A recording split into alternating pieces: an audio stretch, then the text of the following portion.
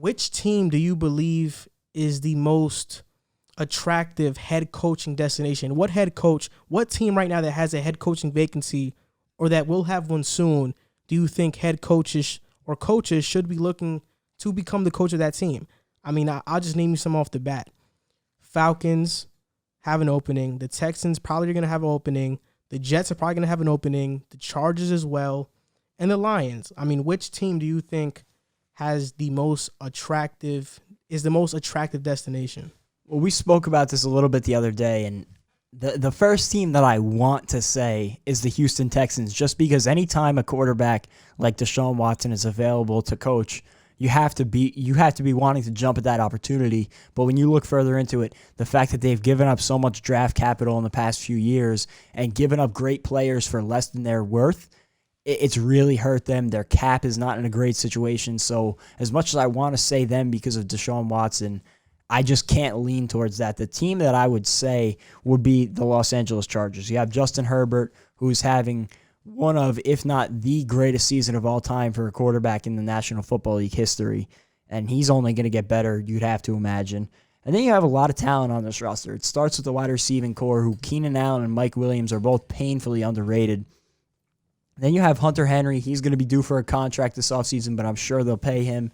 He's done a very nice job since he got drafted there. Austin Eckler is another guy in that offense. And the offensive line hasn't been terrible. It's not the best group, but they can work with it. And then on the defensive side of the ball, where they have been really miserable this year, they actually have a lot of talent. It's just, one, the coaching has been really bad, and two, they've dealt with a lot of injuries, starting with Derwin James, who is up for debate, the best safety in the league. He's been injured pretty much the last 2 seasons. They have Melvin Ingram, who is another guy up for a contract. He's been out this season. Then they have Joey Bosa, of course. You know what he's done since being drafted.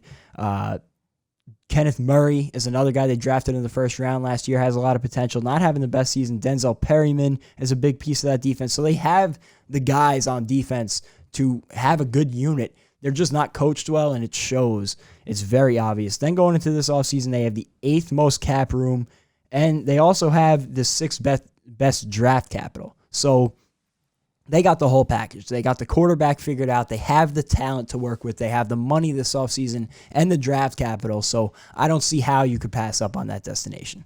My pick is the Chargers as well, but before I go into them, I'm going to go into why the other teams are not the most attractive destination. First, you have the Jets. Yes, they might get Trevor Lawrence, but Trevor Lawrence, as good as people project him to be, is still an unknown. I'd rather go with a quarterback that is known. Justin Herbert, he's probably going to be good. Deshaun Watson, he's good. So that's why the Jets aren't an attractive situation to me, because they've been dysfunctional for a long time, and there's still a question mark at the quarterback position. The Lions and the Falcons, they have old quarterbacks that aren't mobile. The league is moving away from that. So if I'm a coach, I don't want to go there. And then you have the Texans. They don't have cap space. They only don't have draft capital this upcoming year. Next year, they have all their picks back, so they're going to be fine. It's just this offseason, they're not going to have draft capital. So I'm not worried about that. But it's the cap space situation. The Chargers are my pick because, like you said, they have the quarterback position figured out. And while I do disagree with you with your point about the offensive line, because the offensive line has been abysmal. I was watching the game yesterday versus the Bills. I don't know the exact number, but I'm pretty sure Justin Herbert got pressure on 80% of the snaps. They don't have an offensive line at all. Their offensive line is abysmal. The good news is that right now Mike Pouncey is injured.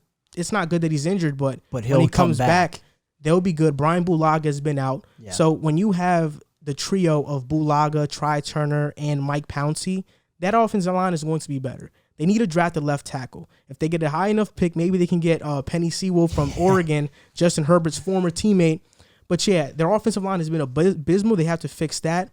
But everything you said is on point. Like, their defense is good. Derwin James, hopefully he's healthy. Casey Hayward, Melvin Ingram, Joey Bosa. They have a defensive line. They have a secondary. Their linebackers are iffy. And then they have receivers. They have a tight end. They have a running back. So they have the full package. Yeah. And, like, right now, I remember I was watching the Chargers game yesterday, and you talked about the horrible coaching. I don't know why the Chargers love to run on first down so much and like inside zones. The play calling is so predictable.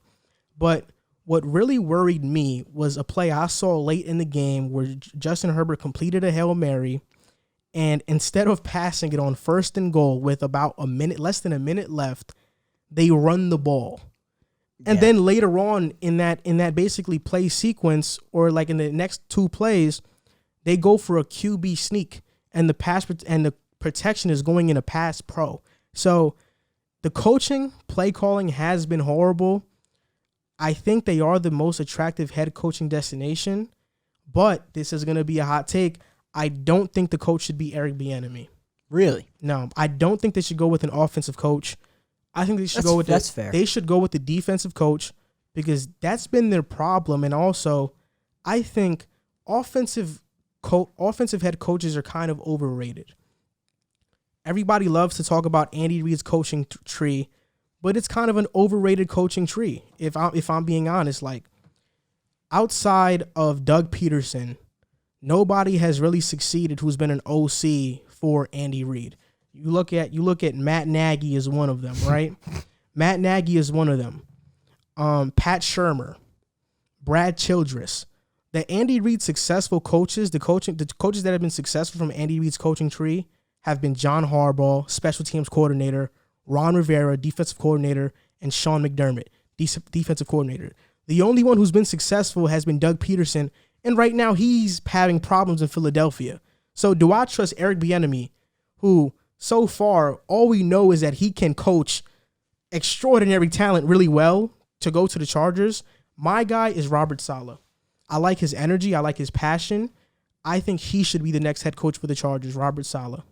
And as much as I do think Bieniemy can be a great head coach, I agree with your point that a defensive head coach would make more sense for the Chargers, just because I think that defensive unit needs more work and care and consideration than the offensive unit. You know, I think that working with Pep Hamilton, Herbert has grown so much, and I think that offensive unit is more ready. And I think it's easier to bring in an offensive coordinator than bring in a head coach to run the offense and then figure out the defensive coordinator. But I'm pretty sure that the Chargers will probably bring in an OC as their head coach, because that's kind of like the trend right now when you have a rookie quarterback going into their second year. Oh, get an offensive coordinator and they'll take an MVP leap. If they do bring one, I don't know if he's free on the market, but I would bring in Joe Brady. Joe Brady would be my guy. I'd pick him over Eric Bieniemy. That's just me. I'd pick Joe Brady. But like I said, I'm going with Robert Saleh first. And before we come to the end of the segment, I did want to say about the Jets, I feel like, and maybe this is a biased take because, again, I'm obviously a Jet fan, but I think that out of all of those destinations, the Jets would be the second most attractive out of any of them, because you look at them, Trevor Lawrence, as much as he's an unknown, he's the first quarterback since PFF started collecting data to have a 90-plus grade in 3 college seasons. He's the most highly touted quarterback coming out of college since Peyton Manning, maybe Andrew Luck.